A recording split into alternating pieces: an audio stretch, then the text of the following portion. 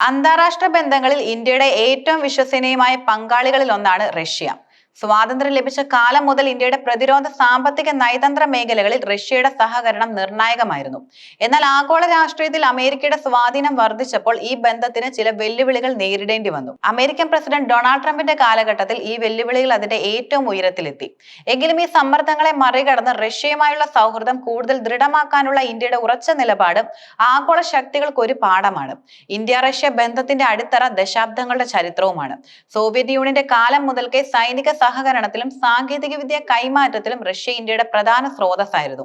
ഇന്ത്യയുടെ സൈനിക ആവശ്യങ്ങളുടെ 60% റഷ്യയിൽ നിന്നാണ് ഇപ്പോഴും എത്തുന്നത്. വ്യോമയാന മേഖലയിലെ യുദ്ധവിമാനങ്ങൾ, നാവികസേനയുടെ അന്തർവാഹിനികൾ, കരസേനയുടെ ടാങ്കുകൾ തുടങ്ങിയ ആയുധ ശേഖരത്തിന്റെ നട്ടെല്ല് റഷ്യൻ നിർമ്മിതമാണ്. എന്നാൽ ട്രംപിന്റെ നേതൃത്വത്തിലുള്ള അമേരിക്കൻ ഭരണകൂടം ഈ ബന്ധത്തെ സംശയത്തോടെ വീക്ഷിച്ചു. അമേരിക്കയുടെ ആഗോള താൽപര്യങ്ങൾക്ക് റഷ്യ ഒരു ഭീഷണിയാണെന്ന് അവർ വിശ്വസിക്കുന്നുമുണ്ട്.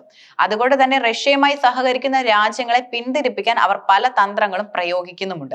ട്രംപിന്റെ നയങ്ങളിൽ ഏറ്റവും പ്രധാനപ്പെട്ടത് അമേരിക്ക ഫസ്റ്റ് എന്നതായിരുന്നു. അമേരിക്കൻ ഉൽപ്പന്നങ്ങൾ വാങ്ങാൻ രാജ്യങ്ങളെ പ്രേരിപ്പിക്കുക, തങ്ങളുടെ രാഷ്ട്രീയ എതിരാളികളുമായി സഹകരിക്കുന്ന രാജ്യങ്ങൾക്ക് ഉപരോധം ഏർപ്പെടുത്തുക എന്നിവയാണ് ഇതിന്റെ ഭാഗമായിട്ടുള്ളത്. ഇന്ത്യയുടെ കാര്യത്തിൽ ട്രംപ് ഭരണകൂടം വലിയ സമ്മർദ്ദവും ചെലുത്തി.